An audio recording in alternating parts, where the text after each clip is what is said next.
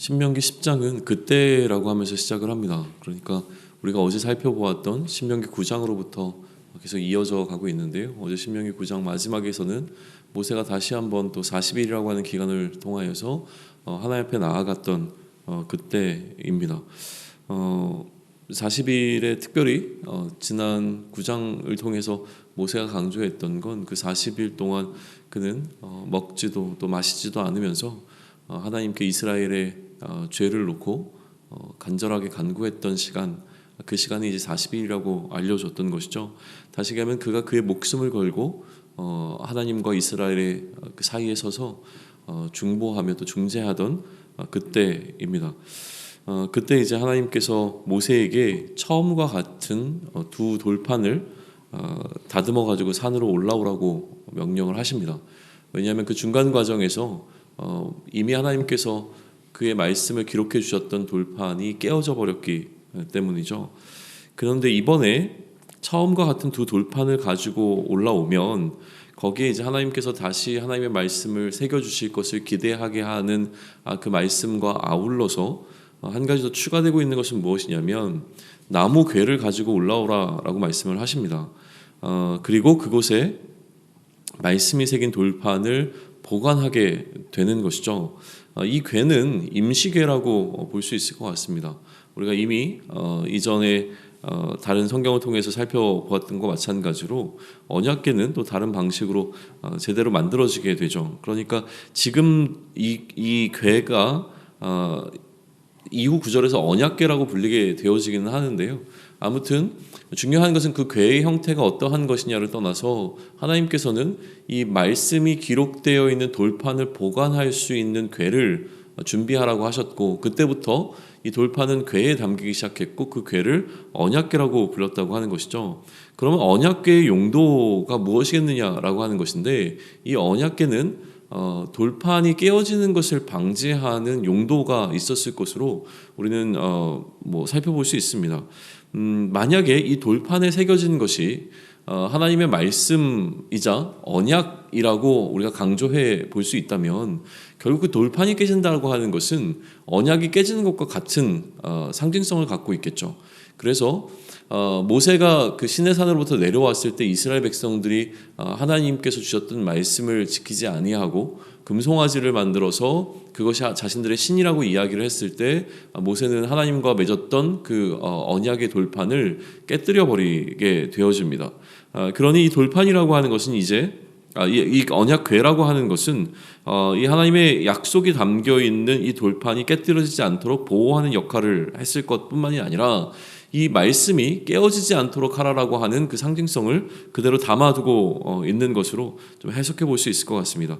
그래서 모세는 2절에서 5절에서 이 과정을 기록해 내고 있는데, 특별히 5절을 보시게 되면 이 돌판이 이처럼 궤에 넣어져서 여전히 오늘 우리에게까지 잘 보존되어 있음을 강조하고 있는 것이 좀 눈에 들어옵니다. 5절 보시죠. 내가 돌이켜 산에서 내려와서 여호와께서 내게 명령하신 대로 그 판을 내가 만든 궤에 넣었더니 지금까지 있느니라 입니다. 그러니까 첫 돌판과는 그 차이 있게 다르게 지금 이 두 번째 하나님의 말씀이 새겨진 돌판은 여전히 우리에게 잘 보존되어 있다라고 하는 부분을 모세가 짚고 있는 부분이 그렇게 보면 눈에 들어온다라고 하는 것이죠. 그리고 이어지는 이제 6절로부터 9절은 우리말 성경에는 이제 괄호 안에 들어가 있습니다.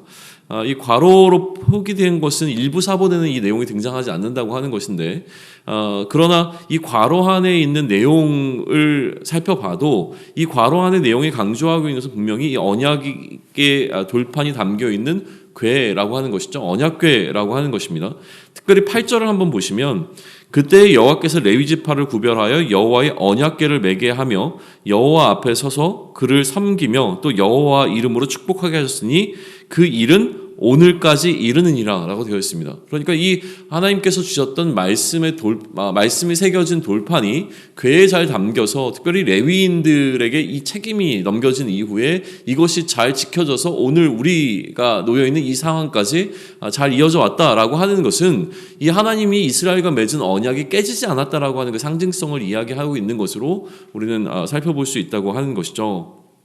그러니까 이제 하나님의 말씀이 새겨진 돌판이 깨어지지 않고 여전히 오늘까지 이들과 함께하고 있다는 사실을 강조하고 있는 것으로 우리는 이 앞부분의 내용을 좀 요약해낼 수 있을 것 같습니다.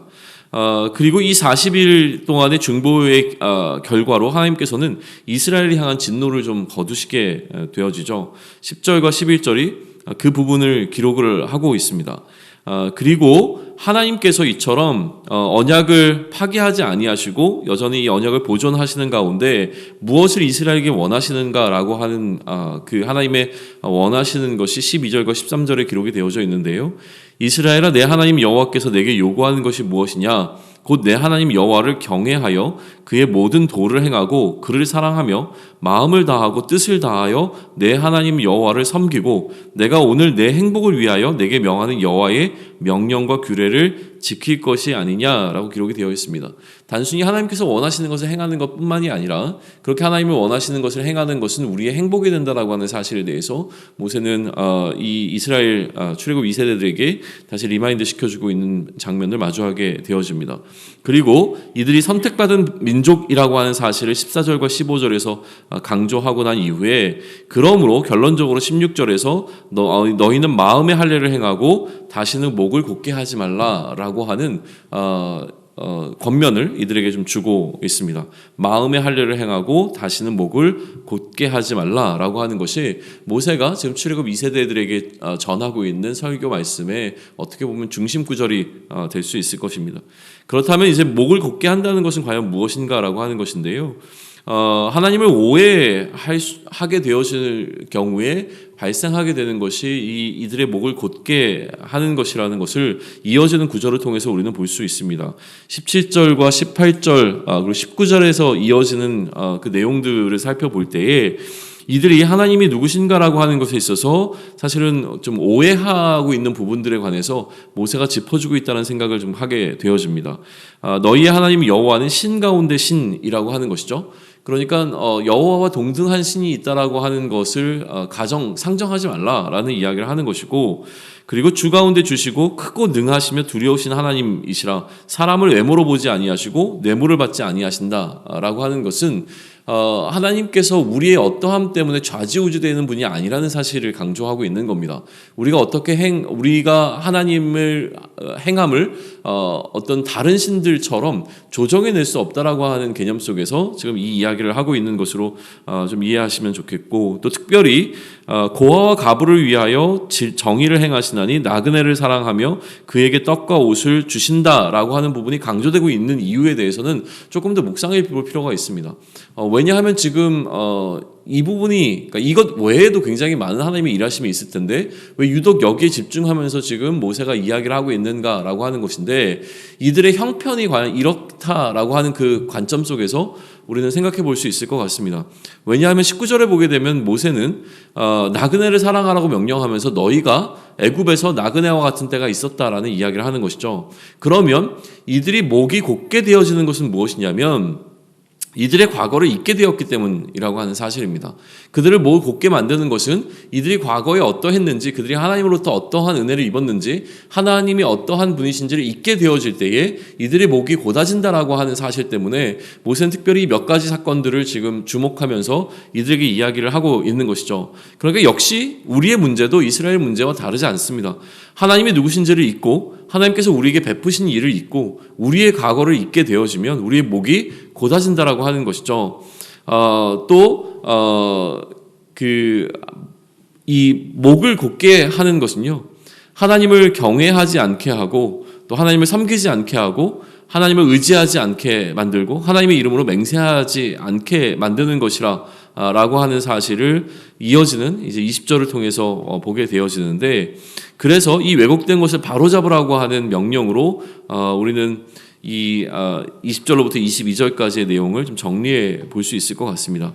특별히 이 가운데서 이들에게 행하신 하나님의 일하심을 다시 한번 기억할 것을 이야기하는 모세는 특별히 이들이 부인할 수 없는 팩트 한 가지를 언급하면서 오늘 이 신명기 10장을 마무리하고 있는데, 그것은 무엇이냐면 너희가 처음으로 애굽 갈 때에 너희 조상의 숫자는 70에 불과했지만 지금 너희 무리에 얼마나 많은 이 동족 민족들이 있는지, 너희 민족이 얼마나 큰 규모로 이 번성했는지에 대해서 다시 한번 돌아보라라는 이야기를 하는 겁니다. 70에서부터 수십만 혹은 수백만으로 헤아려지는 이스라엘 백성들이 이들 가운데 있다라고 하는 사실 자체는 어떠한 그들이 지금까지 걸어온 여정 가운데 어떠한 일이 있었던 것과 상관없이 하나님이 이들을 보호하시고 또 이끌어 주셨기 때문에 가능했던 일이 아니냐. 그러니까 너희에게 임했던 그 하나님의 일하심을 너희는 놓치면 안 된다라는 이야기를 물리적으로 시각적으로 이들에게 깨닫게 해주는 그 말씀을 통하여서 이 신명기 10장에서 그의 설교를 이어가고 있는 것을 우리는 마주하게 되어집니다. 그렇다면 이제 오늘 신명기 10장을 통하여서 우리가 조금 더 집중해서 묵상해보고 또 우리의 삶의 메시지로 받을 것이 무엇인가라는 것이 또 우리 앞에 놓여 있는데요. 기본적으로는 하나님의 말씀을 새겨 넣음에 관한 것을 좀 묵상하시면 좋겠습니다. 그러니까 하나님의 말씀을 지금 첫 번째는 돌판에 새겨 넣었습니다. 그러니까 하나님께서 주신 말씀을 돌판에 새겨 넣어 그것을 기억하고 기념하게 만드셨던 것이죠. 그러고 난 이후에 오늘 본문 속에서 드러나 있지는 않지만 우리가 이미 살펴보았던 이전의 출애굽의 여정 속에서 우리가 알게 되는 것은 무엇이냐면 이처럼 하나님께서 이스라엘 백성과 언약을 세우시고 난 이후에 이 언약을 그들의 몸에 새겨넣게 하셨습니다. 그러니까 몸에 새겨넣도록 하신 방식이 무엇이냐면 그것이 바로 할례라고 하는 것이죠. 하나님은 그의 말씀을 돌판에 새겨넣은 것뿐만이 아니라 이스라엘 백성들의 몸에 새겨놓도록 법을 제정하셨고 그처럼 이 할례의 법을 따라 하나님의 언약을 그들의 몸에 새겨넣게 되었는데 오늘 지금 출애굽 이후에 가나안 땅에 입성을 앞두고 있었던 이스라엘 백성들에게 세 번째로 요구되는 것은 무엇이냐면 이 말씀을 돌판과 육체가 아니라 너희의 마음에 새겨 넣을 것에 관한 이야기를 하고 계신다라고 하는 것입니다. 이것을 이제 마음의 할례라고 지금 부르고 있는데요. 우리가 아까 보았던 말씀을 좀 보시게 되면 너희가 이제 16절 보시면 마음의 할례를 행하고 다시는 목을 곧게 하지 말라라고 하는 명령을 주고 계신다라고 하는 거예요. 이미 우리는 6장에서 한번 살펴본 적이 있었는데요. 6장에서 모세는 이렇게 이야기합니다. 오늘 내가 내게 명하는 이 말씀을 너는 마음에 새기고 라고 하는 이 마음에 새겨 넣는 것에 관해서 이미 말한 적이 있어요. 내 자녀에게 부지런히 가르치며 집에 앉았을 때든지 길을 갈 때든지 누워 있을 때든지 일어날 때든지 이 말씀을 강론할 것이며 너는 또 그것을 내 손목에 메어 기호를 삼으며 내 미간에 붙여 표로 삼고 또 내 집 문설주와 바깥 문에 기록할지어다 라고 이야기를 합니다. 그러니까 이들이 다시 하나님을 경외하는 것을 잊어버리지 않도록 하기 위한 다양한 방편들을 이야기할 때에 가장 먼저 무엇을 얘기하냐면 마음판에 그것을 새겨 넣으라는 겁니다. 돌판도 아니고 육체도 아니고 마음판에 새겨 넣는 것이 얼마나 중요한가라고 하는 사실을 지금 이야기하고 있는 것이죠. 그리고 이 말씀은 이 동일한 6장에서 하셨던 마음에 새겨 넣으라는 말씀은 11장에서 한 번 더 주어지게 되어집니다. 그렇다면 우리는 이제 거꾸로 묵상해 볼 수 있을 것 같은데요.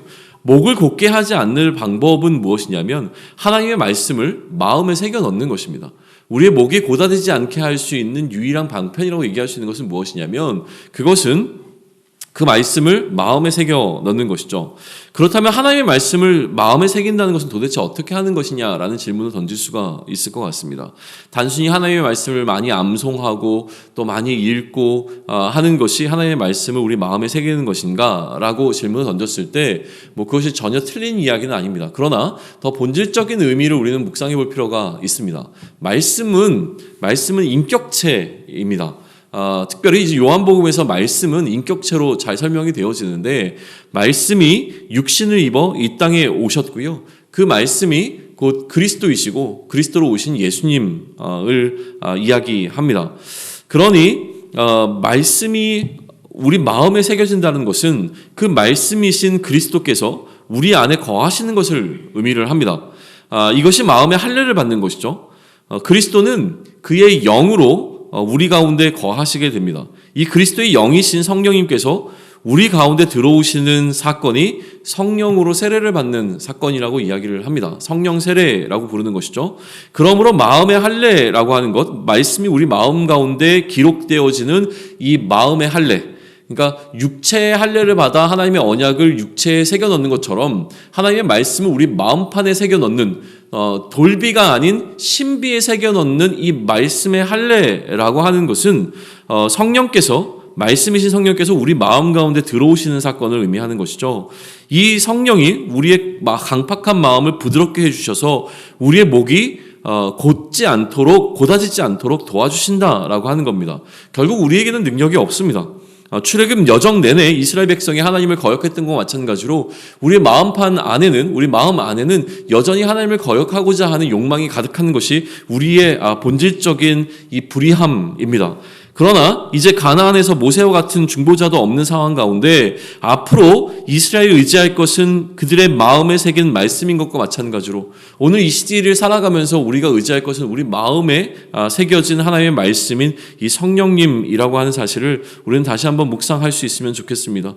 오늘 우리 마음에 새긴 말씀으로 하나님을 거역하지 않기를 소망합니다. 오늘 우리 마음에 거하시는 성령님으로 인하여서 그 성령이 우리를 이끄심으로 신명기 5장 32절에서 말씀하신 것과 마찬가지로 좌로나 우로나 치우치지 아니하고 하나님께서 명령하신 모든 도를 행할 수 있는 오늘 우리의 삶이 되기를, 우리가 걸어가는 이 광야의 여정이 되기를 축원합니다. 아멘.